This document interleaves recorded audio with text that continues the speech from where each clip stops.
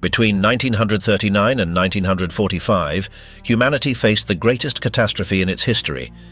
The Second World War not only devastated nations, it transformed the politics, science, and morality of the 20th century. More than 60 million people died while the old European order collapsed and a new global balance emerged. From its ashes arose two opposing powers, the United States and the Soviet Union, whose ideological clash would shape the course of the planet. What began as a European conflict expanded to engulf every continent.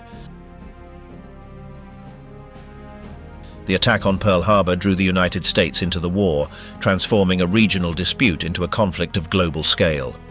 The Holocaust revealed the capacity of the modern state to turn bureaucracy into a tool of extermination, while Hiroshima and Nagasaki ushered in the nuclear age, where science merged with total destruction. Through decisive battles like Normandy or the fall of Berlin, the fate of the 20th century was sealed, and the birth of a new world order was established. This documentary relives the 15 most impactful moments that changed history forever and explains how, from the chaos of war, the modern world was born. Hiroshima and Nagasaki, the dawn of the nuclear age. On August 6, 1945, an American bomber dropped a weapon over the urban center of Hiroshima. The detonation occurred at high altitude, wiping out more than 4 square miles. 80,000 people died. 3 days later, another aircraft repeated the operation over Nagasaki. The explosion struck an industrial area. There, 1.5 miles were devastated, and the death toll reached nearly 40,000. The characteristics of the damage surpassed any precedent and revealed a new type of destruction. The British mission, sent in November of that year, did not investigate cultural or social aspects, only the visible effects 3 months later. Hiroshima spread over flat terrain, with some reinforced concrete buildings in the center and areas of wooden houses and workshops beyond. On the outskirts were large engineering and silk factories. Its population dropped from 345,000 in 1940 to about 245,000 in 1945, after evacuations and preventive demolitions. With troops and workers, it is estimated there were 320,000 people at the time of the attack. Nagasaki was located in a bay, with docks and shipyards on both sides. It had dense residential neighborhoods in the valleys and nearby hills. The Urakami area housed large plants controlled by Mitsubishi. There were also home workshops and makeshift structures. Despite a naval history, its growth was slow until the war effort spurred it. At the time of the attack, its population was around 260,000. In Hiroshima, witnesses described a white flash, gusts of air, and a roar. Then came darkness caused by suspended dust, followed by fires that spread for days. The bomb exploded near the T-shaped bridge. In the center and surrounding areas, fire ravaged houses and workshops. Factories farther away suffered little damage. Some reports claim firefighters acted, others say otherwise. Civil defense collapsed. Unlike Hiroshima, the damaged area in Nagasaki was smaller and less dense. Although there were fires, they spread more slowly. The factories, reduced to steel skeletons, revealed deformed machines, dangling cables, and extinguished furnaces. At greater distances, trees and poles were also toppled. Everything seemed to have been struck by an instantaneous hurricane. Urban life was suspended. The fires in Hamburg and Tokyo had not caused this level of paralysis. The population fled, including officials and emergency teams. Recovery was slow. By November, only 140,000 people remained in each city. Debris remained uncleared, and human remains were still found. Only some services were restored, such as electricity in Nagasaki and trams in Hiroshima. Local authorities could not cope with the magnitude of the event. It was estimated that the energy released by the bomb was equivalent to 20,000 tons of TNT. However, the visible damage seemed less than expected for that amount. Unlike conventional explosives, atomic fission creates energy directly by destroying matter. Most of it is transferred to the air, raising its temperature. This generates extreme pressure that turns into a shockwave. Additionally, various types of radiation are emitted, including light, heat, X-rays, and gamma rays, producing lethal effects.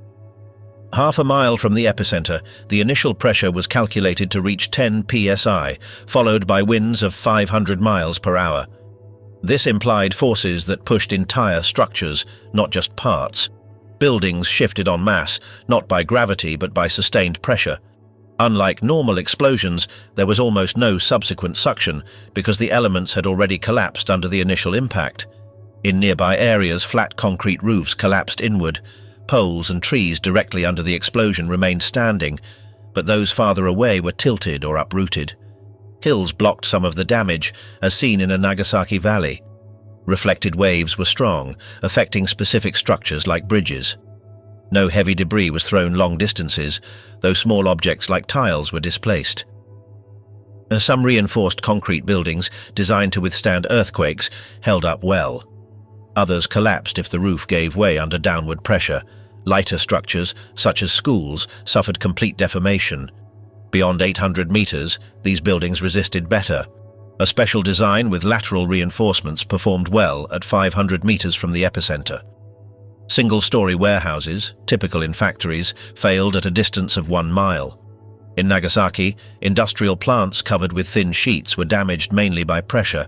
Some metal structures deformed completely toward the side opposite the impact point. Damage was less when the exterior covering was brittle and broke, releasing pressure. Industrial and civilian structures showed uneven resistance to the unprecedented force of the atomic weapon. In metal workshops, only 5% of the machines were directly destroyed, but most became unusable when exposed to the elements, corroded by rain and radioactive dust. In wooden workshops, more than half of the equipment was lost to fires and collapses. Single-story buildings, common in Hiroshima, collapsed even beyond 2 miles from the epicenter. Traditional homes with heavy roofs and mud and bamboo walls crumbled in seconds, trapping entire families. The aftermath scenes were of unprecedented horror. Charred bodies lay in the streets. Some still clutched tools or bicycles, frozen in the exact moment of impact.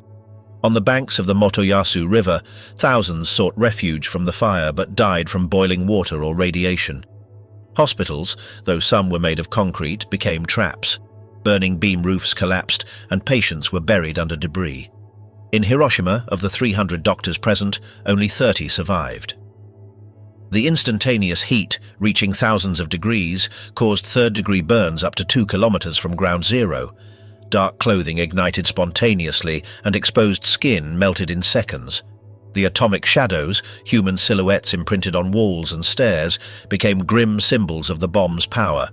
Survivors, later known as hibakusha, suffered for weeks from vomiting, hemorrhaging, and hair loss, victims of an invisible and incomprehensible radiation for the science of the time. Nearby vegetation was reduced to ashes, but months later green shoots emerged from charred trunks, an image Japan turned into an emblem of rebirth. Even so, the human devastation was incalculable. Entire families vanished, and the few survivors faced not only physical after-effects, but also the social stigma of bearing a wound that marked the start of the nuclear age. The Holocaust, the crime that redefined the world's morality.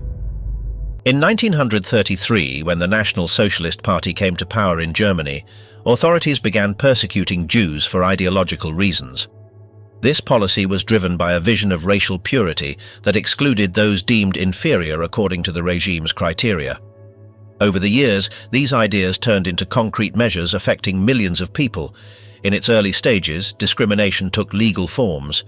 The Nuremberg Laws of 1935 stripped German Jews of citizenship and banned marriages between them and those considered Aryans.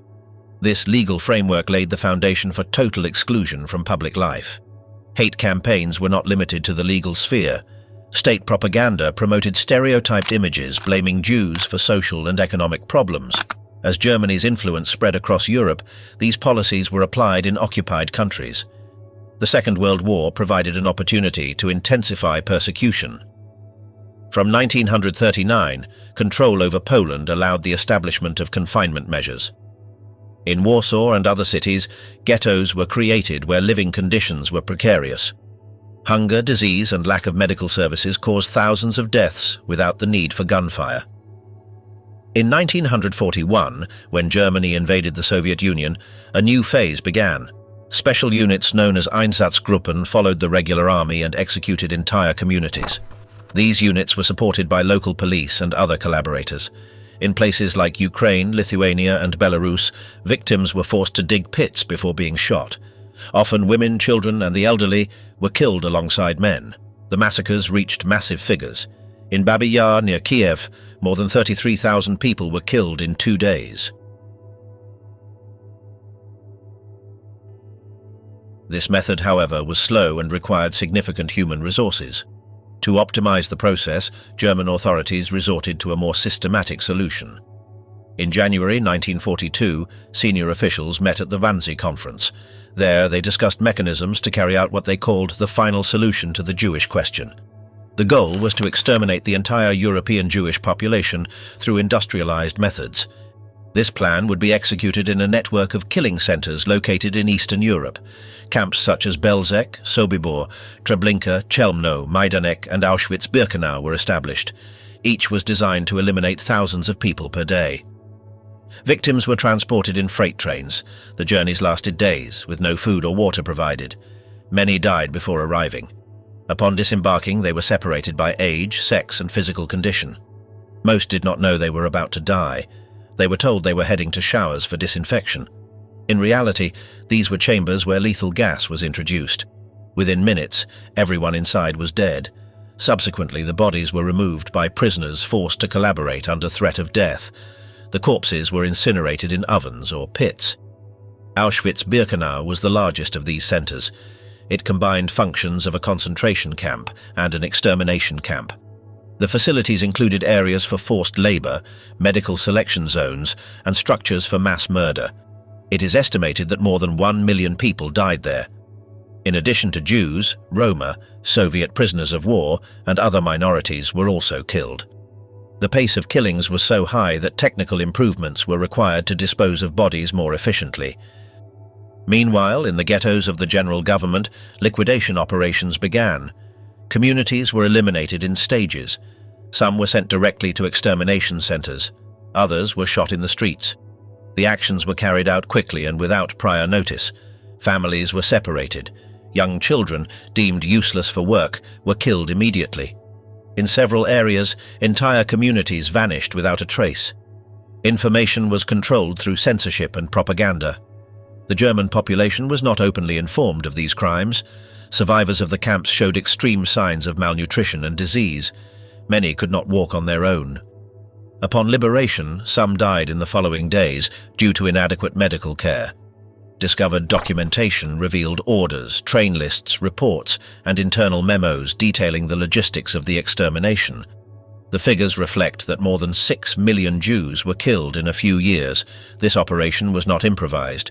It was an administrative system with hierarchical structures, designated officials, and allocated resources. The defeat of the Third Reich in 1945 revealed the extent of the plan to the world. Soviet, British, and American troops found abandoned camps. In some cases, the Nazis attempted to destroy evidence. Even so, facilities, documents, and witnesses remained. Images captured in those days showed piled bodies, destroyed ovens, and empty barracks. In subsequent trials, many of those involved were judged for crimes against humanity. It was established that killing for racial reasons was an international crime. Since then, the term Holocaust has been used to refer to the systematic murder of Jews during the Nazi regime. The Battle of Stalingrad, the beginning of the end for Hitler. In mid-1942, German troops began their offensive toward Stalingrad, a sprawling city on the Volga that served as a key industrial center. Its capture would have disrupted Soviet logistical routes to the south, while consolidating a strategic position facing the Caucasus oil fields. Beyond its military importance, its name made the city a symbolic target that Hitler was unwilling to ignore. Everything was outlined in the Führer's Directive No. 41, which detailed the plan to isolate the Red Army in the southern zone and capture energy resources before redirecting efforts, either toward Moscow or further south. The offensive was led by the Army Group South under the command of Fedor von Bock, which achieved several significant advances on June 28th. However, less than 2 weeks later, Hitler decided to alter the initial course. On July 9th, he ordered the forces to be split to attack both Stalingrad and the Caucasus in parallel. Thus, two groups were formed, Group A, commanded by Wilhelm List, and Group B, initially led by von Bock, who was soon replaced by Maximilian von Weichs. The new arrangement caused logistical overextension and left gaps between formations, allowing the Soviets to retreat without being trapped. While Group A advanced through the Caucasus after taking Rostov, Group B moved slowly towards Stalingrad. To reinforce the operation, Hitler transferred the 4th Panzer Army under Hermann Hoth from Group B to Group A. In response, Stalin ordered the creation of the Stalingrad Front, composed of the 62nd, 63rd, and 64th Armies, under the command of Semyon Timoshenko. Also under his command were the 8th Air Army and the 21st Army. Initially, Soviet troops retreated in an orderly manner to avoid encirclement, until July 28th, when Order No. 227 was issued, prohibiting any retreat. Civilian evacuation was also cancelled to bolster the defenders' determination. In August, Hitler intervened again and ordered Hoth to turn toward Stalingrad from the south. His 4th Panzer Army joined the 6th Army, under Friedrich Paulus, with more than 300,000 soldiers. The German advance was halted metre by Soviet resistance. On August 23rd, German units reached the northern sector of the city, and the Luftwaffe launched a massive bombing with incendiary loads that destroyed entire neighborhoods. The 62nd Army retreated to the urban center, where Vasily Chuikov took command and organized the defense. The accumulation of German forces in the area weakened their flank coverage, stretched from Voronezh to the Terek River. In September, the Soviets controlled only a 15-kilometer strip along the Volga bank, in some sectors reduced to 3 kilometers. The only supply route was crossing the river under continuous fire. From that moment, the fighting intensified. Each position was contested among ruins, with constant changes of control. On October 14th, German troops managed to disrupt the last river supply points. Despite this, the defensive line did not collapse.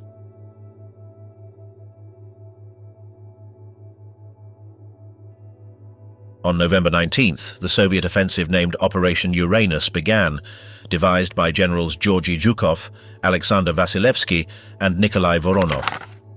2 attacks were launched from the north and south of the city, targeting the weaker flanks occupied by Romanian, Hungarian, and Italian troops, lacking sufficient resources. On November 23rd, both offensives met at Kalach, closing the encirclement around the 6th Army and part of the 4th Panzer Army. From Berlin, the German command requested permission to break the encirclement. Hitler rejected the idea and ordered resistance. He trusted that the Luftwaffe could keep the trapped units supplied, but the amount of air-dropped supplies was never sufficient. By mid-December, Erich von Manstein was authorized to lead a rescue mission from the west, named Operation Winter Storm. However, Hitler refused to allow Paulus to advance from within to meet the rescue, which prevented any success. On December 16th, the Soviets launched Operation Saturn, which tightened the encirclement further and thwarted any new relief attempts. The Volga River was frozen, and Soviet troops began crossing it with heavy reinforcements. Finally, on January 10th, Operation Ring was initiated, aimed at the total elimination of the encircled enemy. Amid this situation, Hitler promoted Paulus to the rank of Field Marshal, expecting him to commit suicide rather than surrender. But with the troops completely surrounded by 7 Soviet armies and no possibility of escape, Paulus capitulated on January 31st. 2 days later, the remaining German units surrendered. Some 91,000 soldiers were taken prisoner. It is estimated that Axis losses exceeded 800,000, including dead, wounded, and missing. Of those captured, only about 5,000 returned to their countries many years later. On the Soviet side, casualties were approximately 1,100,000. Additionally, around 40,000 civilians lost their lives during the siege. In 1945, Stalingrad received the title of Hero City. In 1959, construction began on the memorial complex at Mamayev Hill, which was completed in 1967 with the installation of the sculpture The Motherland Calls. Standing at 52 meters tall with a sword reaching 85 meters, it dominates the landscape as a symbol of sacrifice. There, Chuikov, who years later led the final offensive toward Berlin, was buried. Normandy, the landing that paved the way for liberation. In the early hours of June 6, 1944, an airborne contingent composed of thousands of Allied soldiers was dropped over French soil. Under darkness and in adverse weather conditions, many paratroopers deviated from their planned landing zones. Initial formations became disorganized. Some groups landed in flooded areas or among hedgerows far from their primary objectives, which hindered organization. However, this dispersion also confused German troops, who were unable to respond immediately. Despite initial losses, these units contributed to cutting roads and harassing enemy communication lines from within. Hours later, more than 5,000 vessels crossed the English Channel. The operation was led by forces from the United States, United Kingdom and Canada, with support from contingents of other nations. The plan was to land simultaneously on 5 beaches with code names: Utah, Omaha, Gold, Juno and Sword. Each was assigned to a different nation. Coordination between the Navy, infantry and air forces was essential to breach the defenses of the Atlantic Wall. Utah Beach was assigned to the U.S. 4th Infantry Division. The landing veered south due to sea currents, but this deviation brought them to a less fortified area. Although some vehicles sank and there was scattered resistance, the units managed to advance inland. Farther east at Omaha, conditions were different. Troops faced cliffs, barbed wire and concentrated fire from well-positioned bunkers. The initial assaults suffered heavy losses. The situation was close to failure, but small groups managed to open paths and advance up the slopes under constant fire. Simultaneously, Gold Beach was assaulted by British troops who faced similar defences. Despite mines and fortified positions, they managed to advance toward inland towns. At Juno, the Canadians faced heavy waves and fierce defence. They suffered numerous casualties in the first minutes, but overcame coastal barriers and advanced toward their objectives. Finally, at Sword, British forces encountered organised resistance near the city of Caen. Although the initial advance was positive, German counterattacks delayed the capture of the city. In total, more than 150,000 soldiers landed in French territory that day. Despite enemy fire, casualties were lower than feared in the days prior. Naval and air support with thousands of bombers was crucial in neutralizing German positions. However, not all defenses were destroyed before the landing, leading to intense fighting at specific points. Naval artillery was used to support stalled units, and engineers played a key role in clearing paths through mines and obstacles. During the first 24 hours, the Allies managed to secure a coastal strip of approximately 80 kilometers. The units regrouped, consolidated their positions, and began receiving reinforcements. The Wehrmacht attempted to respond, but the German High Command lacked a clear chain of command in those hours. The confusion, combined with the belief that this was a diversion prior to the main attack at the Pas-de-Calais, delayed the overall reaction. Several German commanders lacked the authority to move armoured divisions without direct authorization. This lack of operational flexibility worked against the defenders. The following day, Allied troops advanced inland, facing more organized resistance. The fighting moved toward villages and fields inland, where airborne divisions, despite their dispersion, carried out decisive missions by securing bridges and halting enemy reinforcements. With the front stabilized, the Allies installed artificial ports that enabled the continuous landing of troops, vehicles and supplies, ensuring the logistics of the advance. German forces attempted to respond with armoured divisions, but the terrain of hedgerows and narrow roads limited their mobility. Allied air superiority blocked reinforcement columns and destroyed enemy concentrations, while German communications were systematically disrupted. The Battle of Normandy turned into a war of attrition, but D-Day secured a firm base from which the Allies expanded their offensive, liberated Paris in August 1944, and precipitated the collapse of the Nazi Western Front. The attack on Pearl Harbor the day the war became global.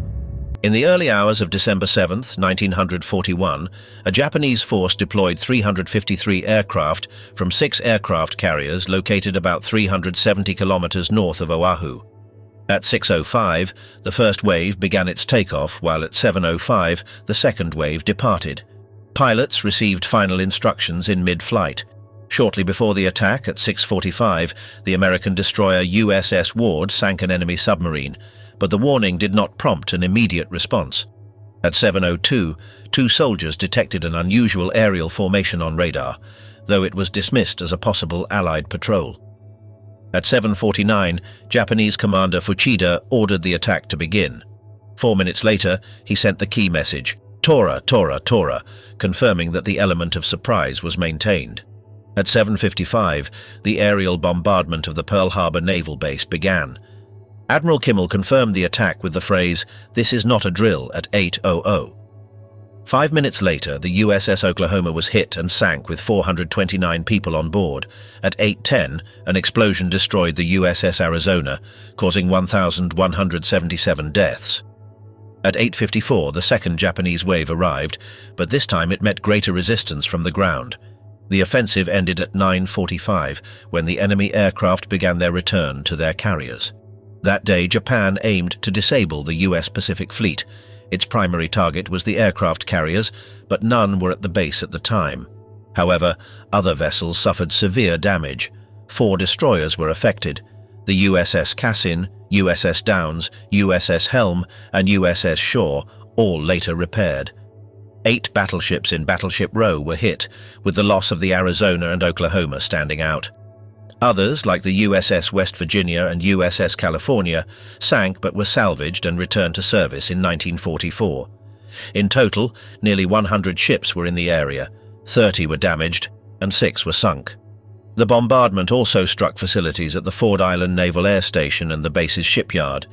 The extent of the destruction was evident in images taken in the following hours, showing wrecked aircraft, columns of smoke and charred structures. Soldiers improvised trenches with machine guns among the debris, while others tried to extinguish fires or rescue the wounded. Some individual acts marked the day. Doris Miller, a third-class African-American cook on the USS West Virginia, was performing laundry duties when the bombardment began. Although his usual station was out of service due to damage, he helped move the wounded captain and then took control of a machine gun without prior training. His actions were recognized months later with the Navy Cross, making him the first African-American to receive it. On the USS Utah, Chief Boilerman Peter Tomick realized the ship was in imminent danger after being hit. As the crew evacuated, he secured the systems to prevent a larger explosion. He did not abandon the ship and died inside. He was posthumously awarded the Medal of Honor. Elsewhere on the base, Commander Cassin Young, in charge of the USS Vestal, coordinated the defense after being thrown into the water by an explosion from the Arizona. He swam back through burning oil slicks to board his ship and managed to save it. He later died in combat at Guadalcanal and was posthumously awarded the Navy Cross. The attack was a precisely planned action to neutralize US naval power before it could intervene in Asia. Japan, lacking its own oil sources, had invaded resource-rich regions in Southeast Asia. The United States had imposed an energy embargo, which accelerated Japanese plans. The signing of the tripartite pact with Germany and Italy solidified the Axis alliance, but Japan feared Washington's intervention. Pearl Harbor was its strategic solution.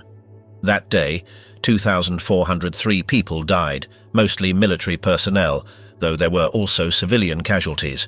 The impact was immediate. The next day, the US Congress declared war on Japan. The offensive transformed the regional conflict into a global war, adding an industrial power that soon balanced the course of the conflict.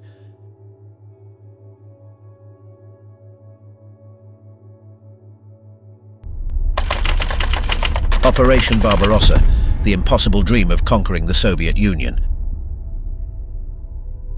Before dawn on June 22nd, more than 3 million German soldiers crossed the border into Soviet territory. The offensive was launched in 3 directions. The north aimed at Leningrad, the center targeted Moscow, and the south focused on Ukraine.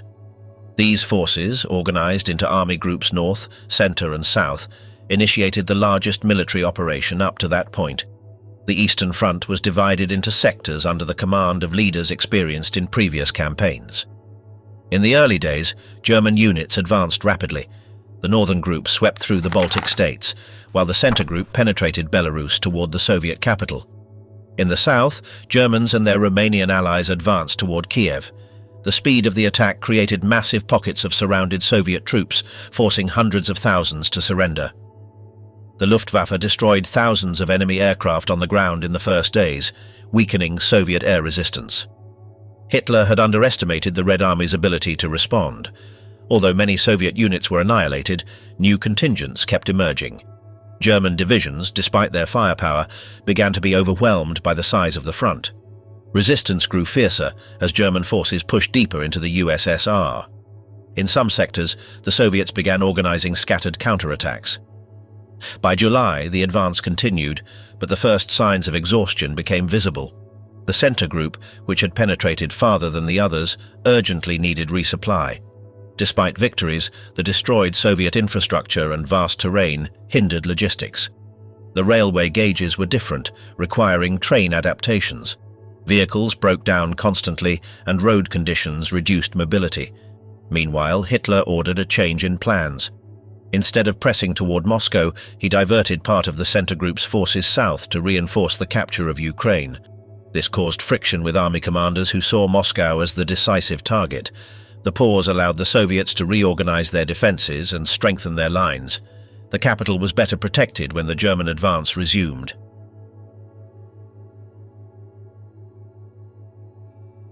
By October, the center group approached Moscow. Temperatures dropped and snow appeared earlier than expected. German troops were not equipped for winter. The final offensive toward the capital met much stronger resistance. Stalin mobilized fresh divisions from the east, freed up after an agreement with Japan. Moscow's defense included multiple lines, fortifications, and the use of every building as a defensive point. The onset of winter halted the offensive.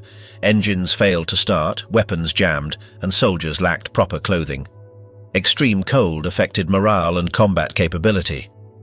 The Red Army, in contrast, launched a counter-offensive in mid-December.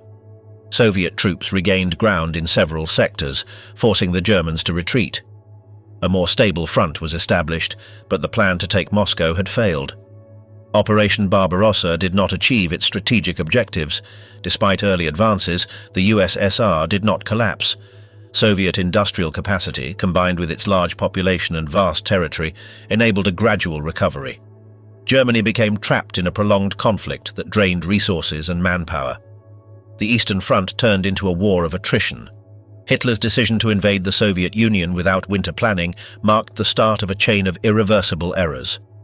In the following months, the Wehrmacht retained control of large areas, but never regained the strategic initiative. The Blitzkrieg was over. The Third Reich had opened a front that would ultimately consume it. The Battle of Midway, the turning point in the Pacific. In the spring of 1942, Japanese forces had made significant advances in the Pacific, and Tokyo sought a decisive operation to eliminate the American threat. Admiral Isoroku Yamamoto proposed luring the enemy fleet into a trap by attacking Midway Island. This small atoll, strategically located between Hawaii and Asia, was considered vital by both sides. The plan involved splitting the fleet into multiple groups and attacking from different directions, expecting the United States to rush to defend the island and be annihilated. The operation, named MI, included 4 Japanese aircraft carriers: Akagi, Kaga, Soryu, and Hiryu. It also involved cruisers, destroyers, submarines, and a landing force. Yamamoto, in overall command, organized a dispersed fleet requiring precise coordination. Surprise was key, but American intelligence had cracked Japanese codes. Commander Joseph Rochefort confirmed Midway as the Japanese target, and Admiral Chester Nimitz prepared an ambush. The American defensive plan included 3 carriers: Enterprise, Hornet, and the damaged Yorktown, repaired in record time after the Battle of the Coral Sea. These ships, along with a small escort group and reconnaissance aircraft, were positioned northeast of Midway, beyond the enemy's expected range. On June 3rd, patrol planes spotted the approaching invasion force. The next day, at 4:30 in the morning, the Japanese air attack began.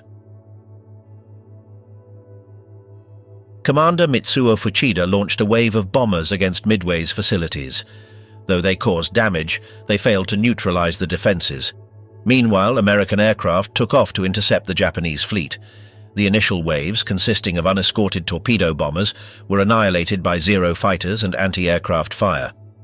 However, these actions forced the Japanese carriers to maneuver, delaying their next attacks. At 10:20, dive bombers from the Enterprise's VB-6 and VS-6 squadrons caught the Japanese fleet off guard. Within minutes, 3 aircraft carriers, Akagi, Kaga, and Soryu, were hit by bombs that sparked uncontrollable fires. Confusion on the decks, exposed munitions, and a rushed change of armament contributed to the catastrophe.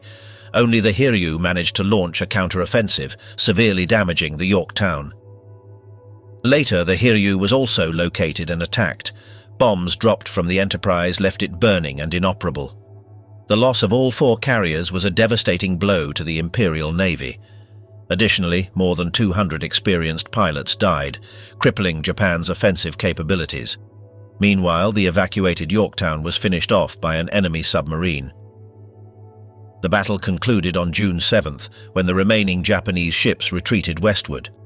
Although Midway suffered damage and losses, it remained under American control. Japan's air superiority was shattered, and Tokyo shifted to the defensive. From that moment, Washington seized the initiative in the Pacific. American industrial production, combined with dominance over enemy codes, enabled the planning of future offensives. Midway proved that surprise could be countered through intelligence and preparation. The concentration of Japanese forces, far from delivering a crushing blow, ended in an irreversible defeat. Communication errors, underestimation of the enemy, and tactical dispersion complicated the execution of Japan's plan. The carrier fleet, which had been the backbone of early victories, was drastically reduced. From then on, American carriers took center stage. Midway was the first naval battle where ships never sighted each other, with everything resolved through air attacks. This new form of combat, based on naval aviation, became the dominant model in subsequent maritime conflicts. The battle marked the beginning of Japan's decline in the Pacific and solidified the United States as a global naval power. With 4 carriers sunk and thousands of sailors and aviators lost, Japan could no longer fill the void left by Midway. The next offensive at Guadalcanal confirmed that the balance of power had shifted. From that moment, the Pacific War entered a phase of retreat for the Japanese Empire. Midway was recorded as the turning point that forever altered the course of the conflict. The invasion of Poland, the shot that ignited the world. During the last days of August 1939, Germany amassed nearly 60 divisions on its eastern border. Most of the Army Group South, led by Gerd von Rundstedt, was positioned in Silesia, Slovakia and southern Prussia. Meanwhile, Army Group North, under Fedor von Bock, deployed in East Prussia and the northern border. The troops included armoured, motorised and infantry units, ready for a lightning offensive. On the night of August 31st, a commando disguised as Poles staged an attack on a German radio station, leaving corpses as false evidence. At dawn on September 1st, German forces crossed the border with artillery, tanks and aircraft. The Luftwaffe bombed railways, depots and cities. Warsaw was attacked from the air on the first day. In the north, the Third Army struck from East Prussia, while the Fourth Army advanced from Pomerania. In the south, the Eighth Army moved through Upper Silesia, followed by the 10th, which included panzer divisions, and the 14th, tasked with advancing from Slovakia. The strategy was to execute a pincer maneuver to encircle Polish forces west of the Vistula. The Polish army, though numerous, was thinly spread and ill-equipped for mobile warfare. Its divisions lacked sufficient motorized vehicles, relying on cavalry and animal-drawn artillery. Full mobilization had not been achieved for fear of provoking Berlin. Resistance was fierce in some sectors, but insufficient to halt the coordinated German advance. In Bydgoszcz, civilians faced mass reprisals. Occupation troops carried out collective executions, justified as responses to alleged sabotage. In Wielun, the first air raids killed hundreds of civilians, destroying a hospital.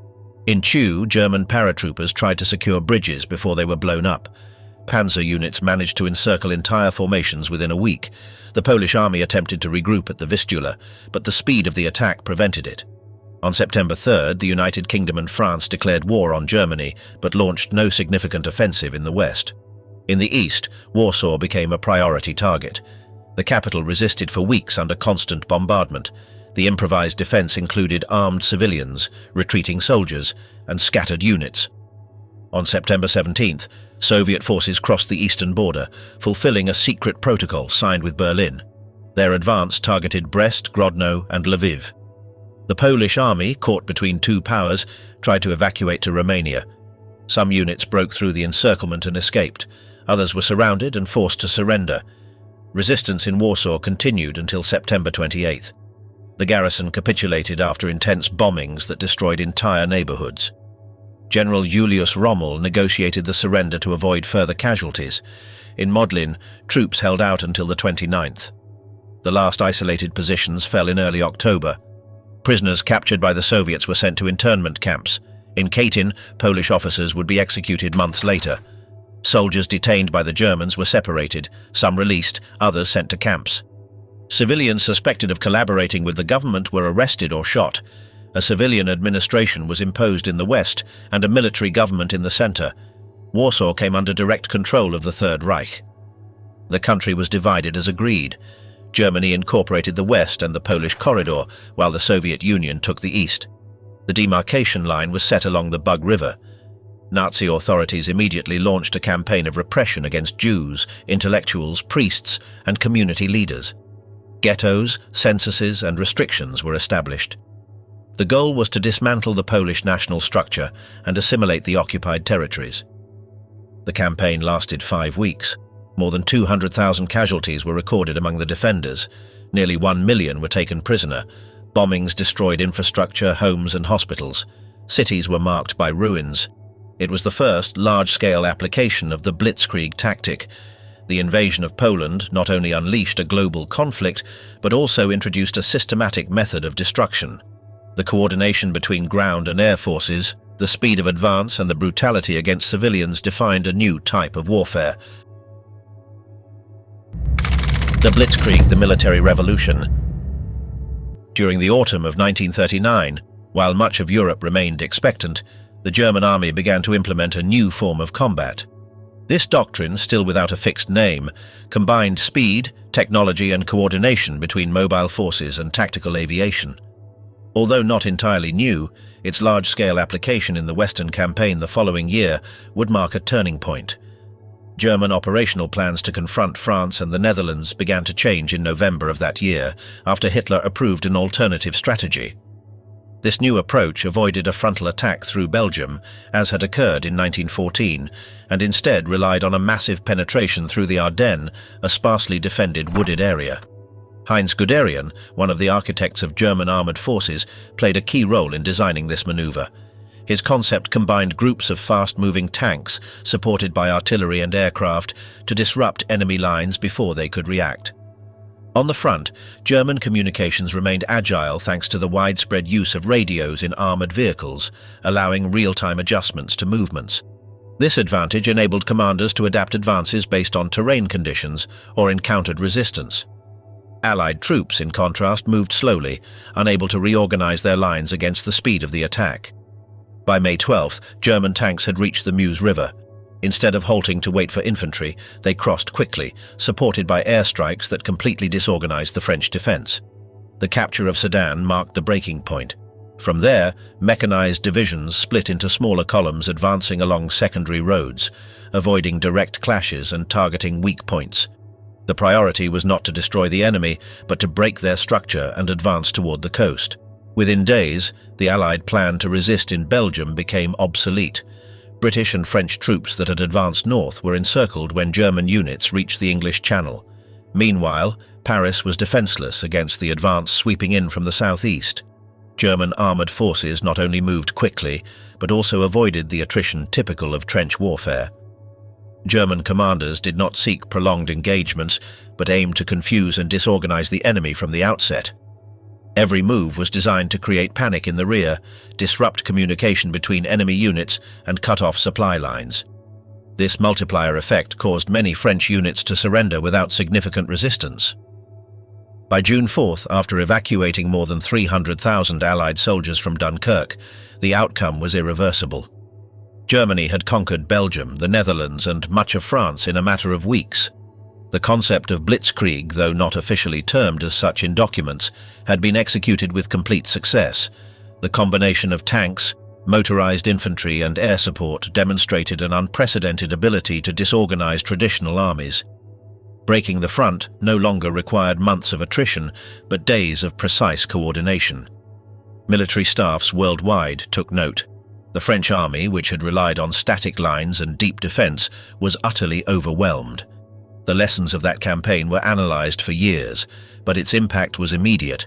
For the first time, a modern army had defeated multiple powers simultaneously without a prolonged war. The example of 1940 set the standard for subsequent tactical development. Military schools incorporated the German model into their manuals, the use of radios to direct units, continuous movement without waiting for reinforcements, and the importance of disrupting the enemy's rear became foundations of mobile warfare. The Blitzkrieg was not a written doctrine, but its execution changed how combat was conceived throughout the 20th century. War would no longer be static. From then on, speed became as decisive as strength. Clash of Titans, the Luftwaffe and RAF in the Battle of Britain. During the first days of July 1940, the Luftwaffe began air operations over British territory, focusing on maritime routes and ports in the English Channel. The initial missions aimed to weaken enemy logistics, disrupting transport and affecting the island's economy. At the same time, German squadrons began analyzing coastal defenses and observing the RAF's response. This initial period served as a rehearsal before launching a full-scale offensive. In mid-August, the main phase began. More than 1,000 German aircraft crossed the Channel in organized waves, combining escort fighters with medium bombers. Factories, airfields and radar stations became priority targets. The goal was to destroy Britain's air defense capacity on the ground.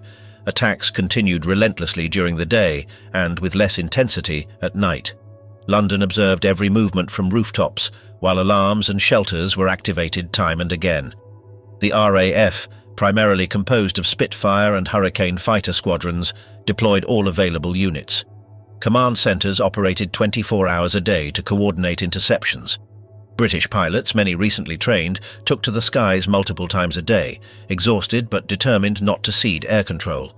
Radar stations, part of the innovative early warning system, provided critical data to mobilize squadrons just in time. By mid-August, damage to air bases began to concern high command. Runways were filled with craters, hangars burned, and ground personnel suffered casualties. Yet the RAF continued to resist. Some squadrons were moved north to avoid total destruction. Meanwhile, factories worked tirelessly to replace lost aircraft and keep existing ones operational. The national effort became a crucial home front. September 7th marked a shift. Berlin ordered attacks to focus on London, aiming to force surrender through civilian exhaustion. This decision temporarily eased pressure on RAF bases. Although the capital suffered destruction and casualties, British fighters regained some initiative.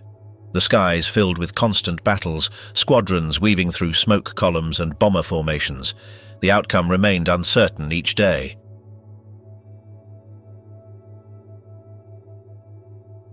September 15th became a turning point. In a day of maximum intensity, over 1,500 German flights attempted to devastate London. The RAF repelled most, shooting down a significant number of bombers. German losses exceeded expectations. Hitler took note of the toll. Shortly after, Operation Sea Lion, aimed at invading British shores, was postponed indefinitely. From that moment, attacks continued but with less tactical intensity. Air resistance forced German high command to rethink its strategy. Bombing campaigns shifted to industrial targets, but failed to alter the overall balance. For months, the population lived under the sound of sirens, the echo of explosions and the darkness of blackouts. Air raid shelters became routine, yet morale did not collapse. Air defense had prevented invasion. By year's end, British skies remained defended. The Luftwaffe lost hundreds of trained pilots, valuable aircraft, and above all, the initiative. The RAF, though battered, proved air power could halt an offensive without ground troops. That air victory prevented the Third Reich from gaining total control of Western Europe. From then on, the United Kingdom became a key Allied platform. The battle's outcome not only halted Nazi advances, but also provided a vital strategic respite. The island's survival ensured a base for planning future offensives. Without that initial resistance, the later Normandy landings would not have been possible. The war in Europe shifted course in the air. Meanwhile, British squadrons began preparing for new missions beyond their borders. The bombing of Dresden, total war without limits. During the first days of February 1945, the city of Dresden remained intact as the Red Army advanced from the east. With over 600,000 people, many knew it for its palaces, cathedrals and avenues. but its true role was hidden behind the image of a cultural city. Nearly 50,000 workers were employed in military production, including converted factories like Zeiss Econ. Though the war felt close, Dresden had barely suffered bombings until then. The first air raid casualties were recorded only in August of the previous year. For the Allies, its strategic location made it a key node that could facilitate the transfer of German divisions to the Eastern Front.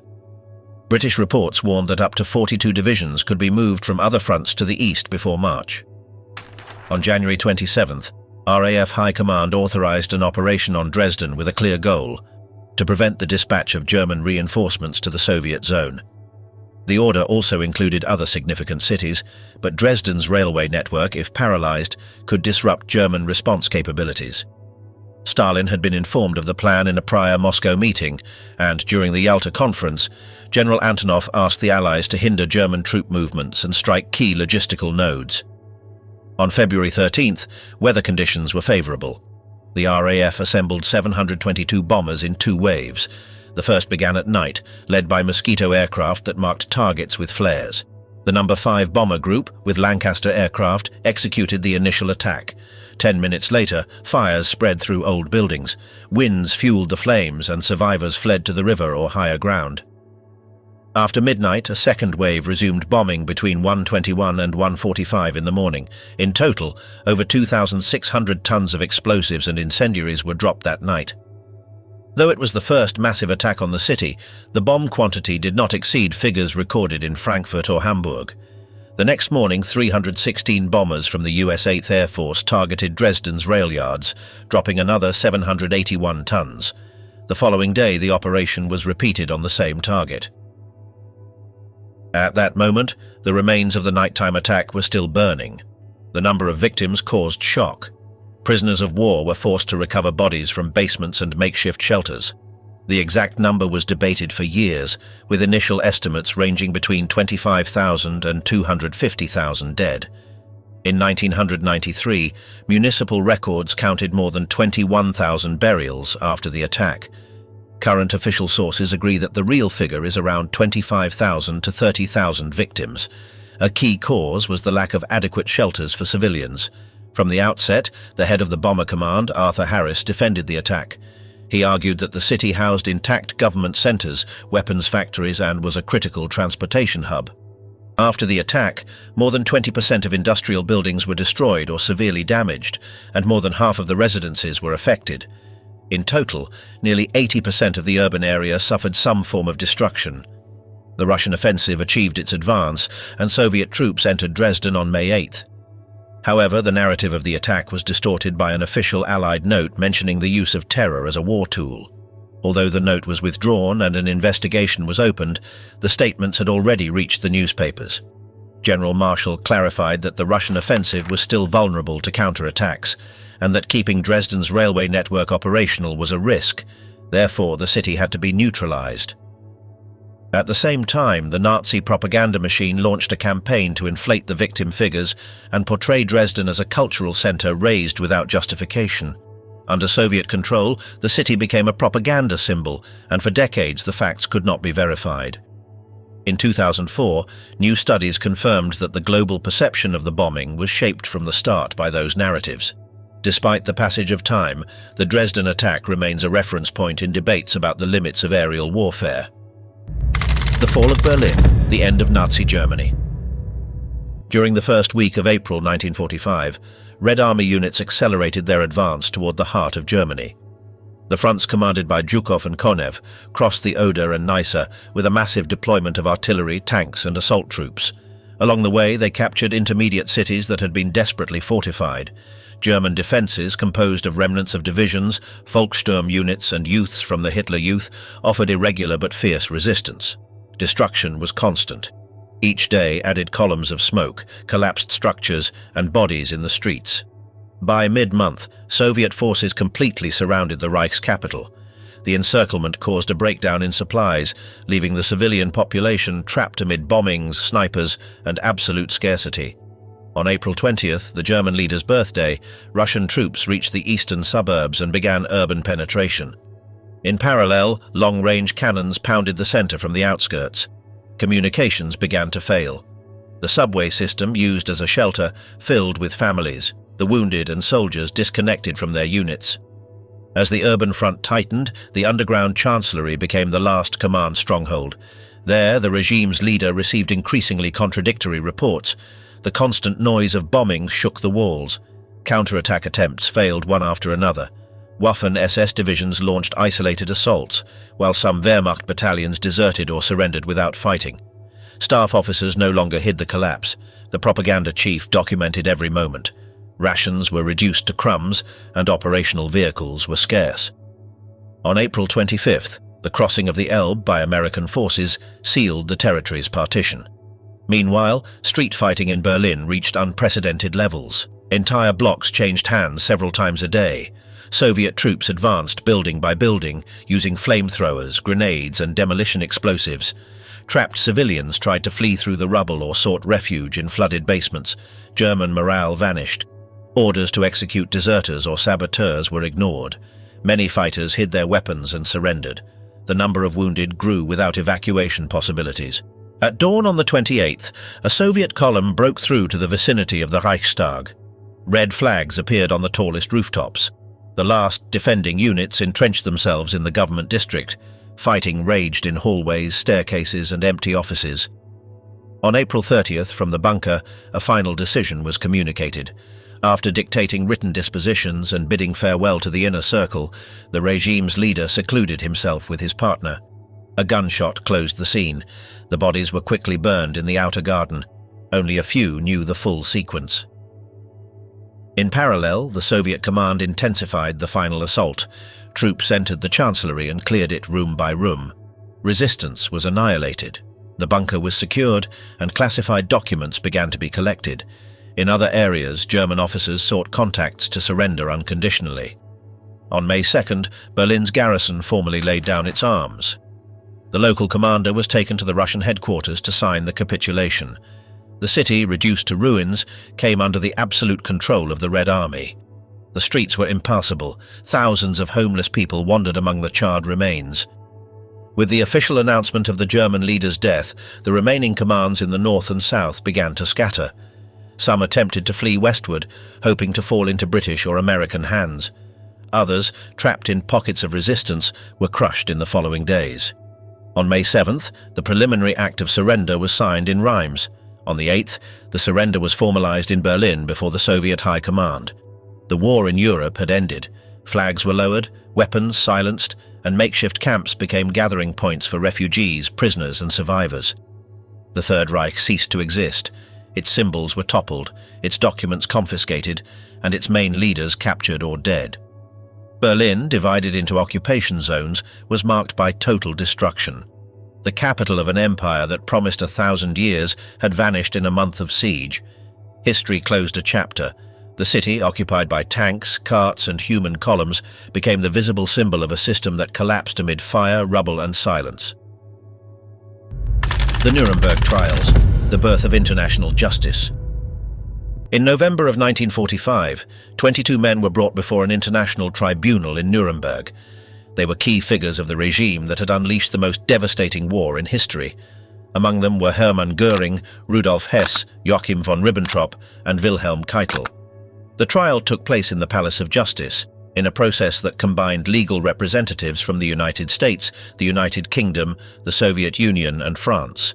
The prosecution focused on 4 major charges: conspiracy to commit crimes, wars of aggression, war crimes, and crimes against humanity. Each defendant had to answer for their role within the Third Reich's apparatus. During the initial sessions, the prosecution presented official documents, signed orders, recorded speeches, and survivor testimonies. The judges listened without interruption to accounts of extermination, deportations, and mass murders. The images projected in the courtroom left everyone present in silence. The evidence was so extensive that it had to be divided into categories.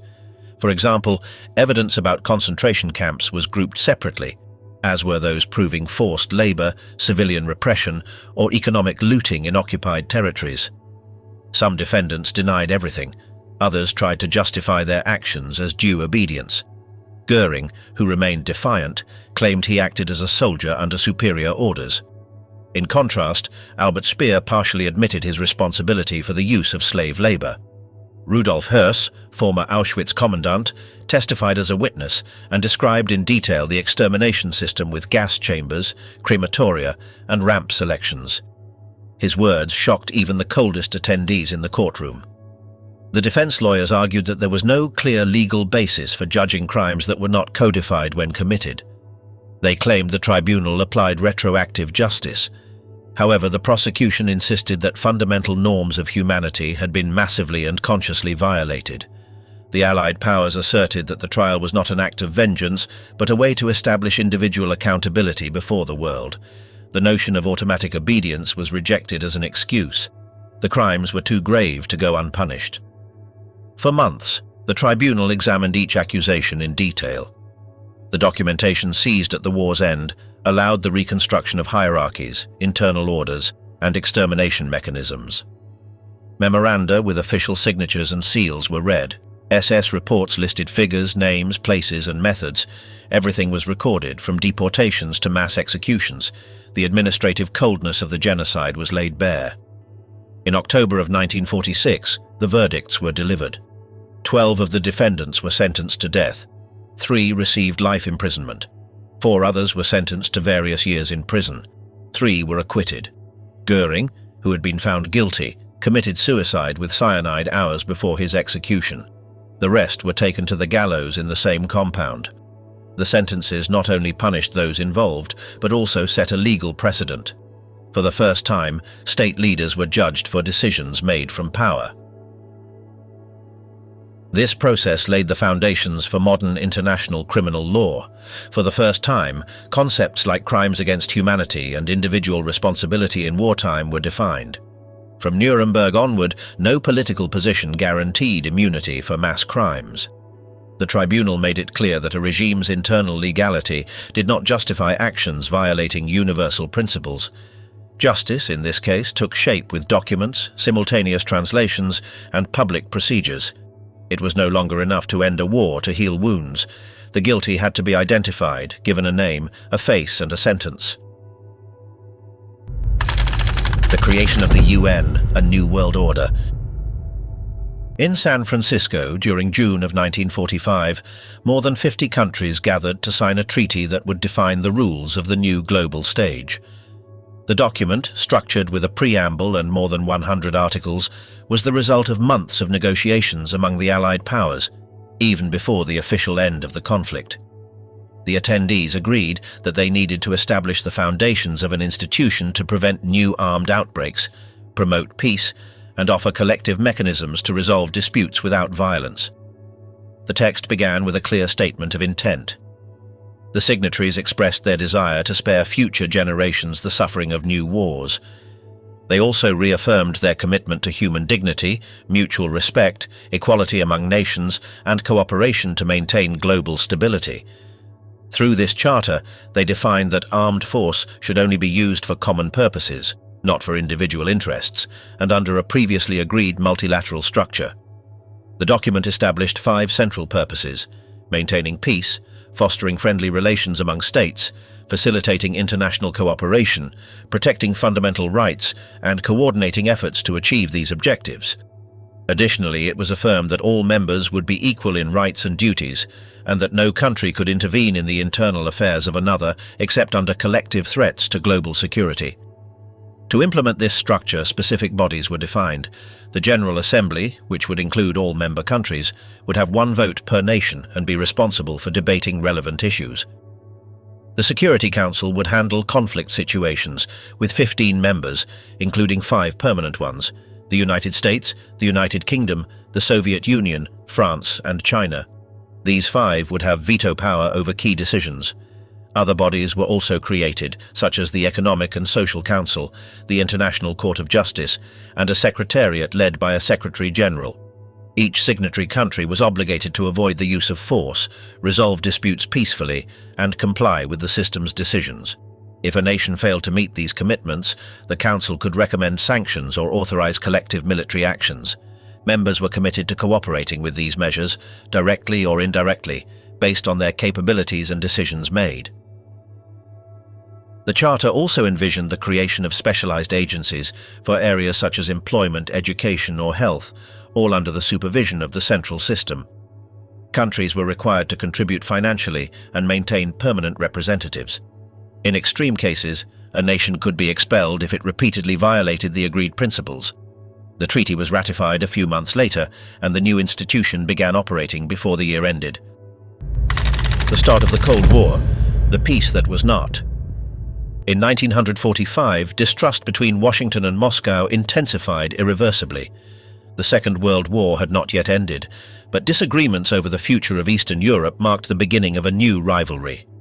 Diplomatic meetings reflected growing tensions, especially when discussing the fate of Poland and Germany. Meanwhile, the Soviets strengthened their control over liberated territories, installing governments loyal to the Kremlin. On the other side, the Americans promoted representative democracies under their influence. The disintegration of the alliance among the Allies became noticeable at the Potsdam Conference. There, decisions about borders and occupation highlighted conflicting interests. The USSR prioritized territorial security. The United States insisted on the free self-determination of peoples. The precarious balance maintained during the conflict unraveled step by step. In the following months, diplomatic language hardened. Official documents showed a narrative of forming blocs. The foreign policy of both countries adopted positions that excluded mutual concessions. The signs were clear.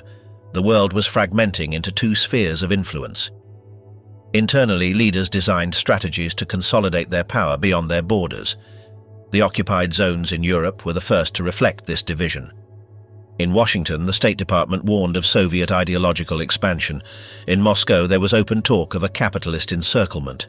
Suspicions gave way to a silent race, where each move was closely watched by the other side.